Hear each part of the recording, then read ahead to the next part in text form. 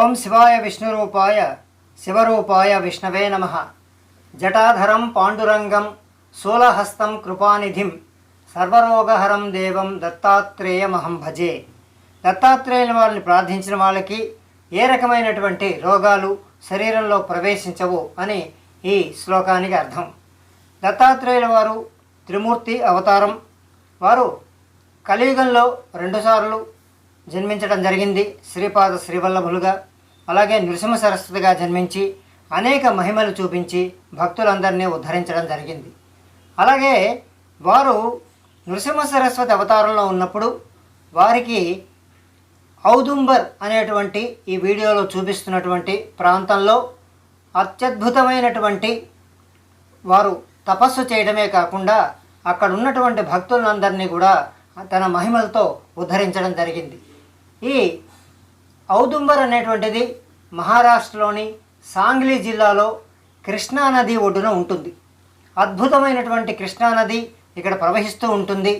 అలాగే ఈ కృష్ణానది ఒడ్డునటువంటి కొలువై ఉన్నటువంటి ఔదుంబర్ అత్యంత ప్రసిద్ధి చెందినటువంటి పవిత్రమైనటువంటి దత్తక్షేత్రం. దత్తభక్తులందరూ కూడా ఈ క్షేత్రాన్ని పదే పదే దర్శించుకుంటూ ఉంటారు. ముఖ్యంగా నరసోబావాడి వెళ్ళినటువంటి భక్తులు ఈ ఔదుంబర్ క్షేత్రానికి తప్పనిసరిగా వచ్చి ఇక్కడ స్వామివారిని పూజించడం జరుగుతుంది. ఔదుంబర్ అనేటువంటి క్షేత్రంలో నరసింహ సరస్వతి వారు తపస్సు చేయడం జరిగింది. మాధవ శర్మ అంబ అనేటువంటి పేద బ్రాహ్మణ దంపతులకు వారు ఇచ్చినటువంటి వరం ప్రకారం దత్తాత్రేయుల వారు నృసింహ సరస్వతిగా వారికి జన్మించడం జరిగింది. అయితే వాళ్ళు జన్మించిన తర్వాత ఆయన సన్యాస దీక్షను తీసుకొని ఉపనయనం తర్వాత ఒక పుణ్యయాత్రకు బయలుదేరటం జరిగింది.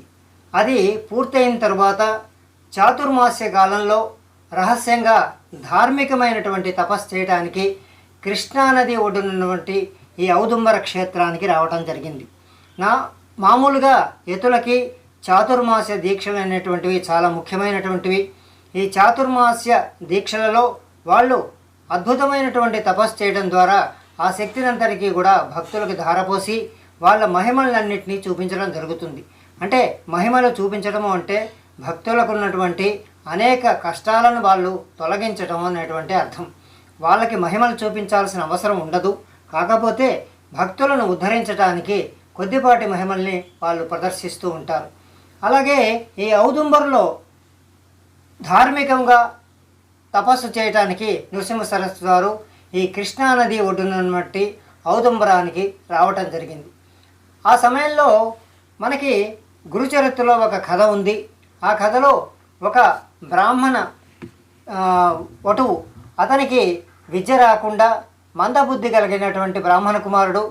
ఆ బ్రాహ్మణ కుమారుడు కృష్ణానది అవతలి ఒడ్డున ఉన్నటువంటి భువనేశ్వరి ఆలయానికి వెళ్ళి, అంటే ఈ కథనే మనకి బెల్లవటిలో ఉన్నటువంటి భువనేశ్వరి ఆలయ కథగా మనం గురుచరిత్రలో మనం పరిశీలించుకోవచ్చు. ఆ ఆలయానికి వెళ్ళి 3 పగళ్ళు అలాగే 3 రాత్రులు ఏ రకమైనటువంటి ఆహారం తీసుకోకుండా ప్రార్థన చేశాడు. నాకున్నటువంటి మందబుద్ధిని తొలగించు తల్లి, ఇలా తొలగించినట్టయితే నేను తప్పనిసరిగా నీకు అనేక రకాలైనటువంటి పరిచర్యలు చేస్తాను అని కఠోరమైనటువంటి తపస్సు చేసుకోవడం జరిగింది. ఆ బ్రాహ్మణ కుమారుడు ఎంత తపస్సు చేసినా సరే దేవికి దయ కలగలేదు. దాంతో అతను ఏం చేశాడంటే ఇలా కాదు అనుకొని తన నాలుకను కోసుకొని ఆ భువనేశ్వరీ దేవి వద్ద పాదాల వద్ద ఉంచడం జరిగింది. అప్పుడు భువనేశ్వరీ దేవి జాలిపడి ఆయనకి ప్రత్యక్షమై, నువ్వు నా వల్ల కాకుండా ఔదుంబరానికి వెళ్ళి అక్కడ నరసింహ సరస్వతి వారు ధ్యానంలో ఉంటారు, వారు తపస్సు చేస్తూ ఉంటారు, కాబట్టి నువ్వు అక్కడికి వెళ్ళి ఆయన్ని గనక ప్రార్థించినట్లయితే ఆయన నీకు తప్పనిసరిగా నీకు విద్యా ప్రసాదం చేస్తారు, అంటే విద్యని మీకు ప్రసాదిస్తారు అని అతనికి సలహా ఇచ్చింది.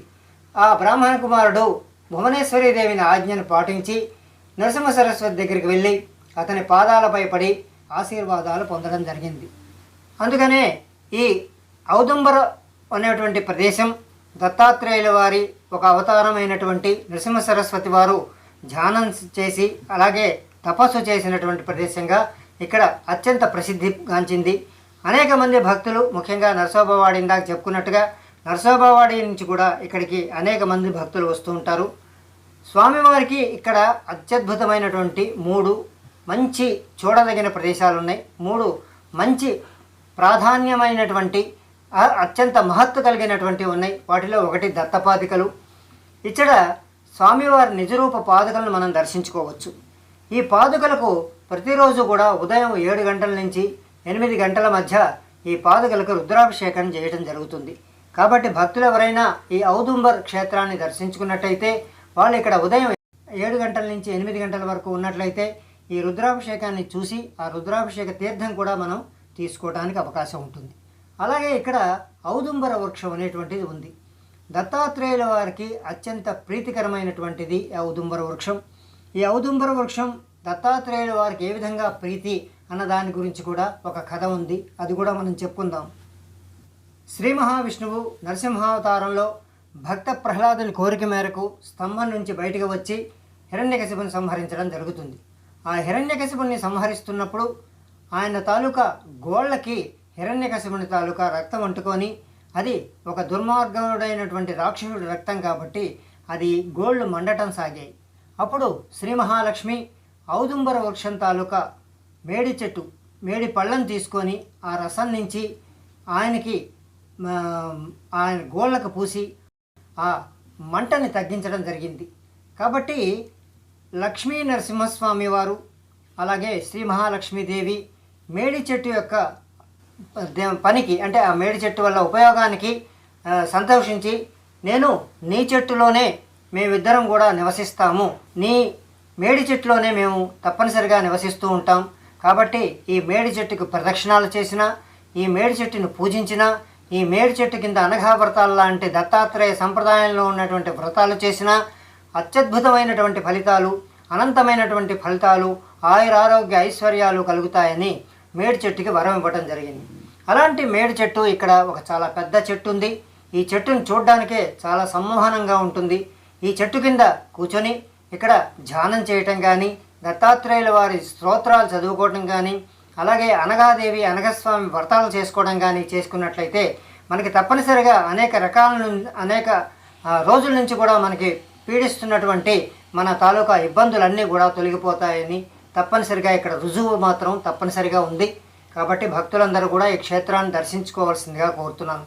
అలాగే కృష్ణానది ఈ పవిత్రమైనటువంటి ఈ మహారాష్ట్రలో ప్రవహిస్తూ అనేక ప్రాంతాల్లో మనకి దత్తక్షేత్రాల్లో మనకు కనిపిస్తుంది. ముఖ్యంగా నరసోబవాడి దగ్గర కూడా కృష్ణానది ఉంటుంది. అలాగే ఇక్కడ ఔదుంబరలో కూడా చక్కనైనటువంటి కృష్ణానది పరిశుభ్రమైనటువంటి నీళ్లతో ఇక్కడ ప్రవహించి స్వామివారికి అభిషేకం అన్నట్టుగా ఉంటుంది.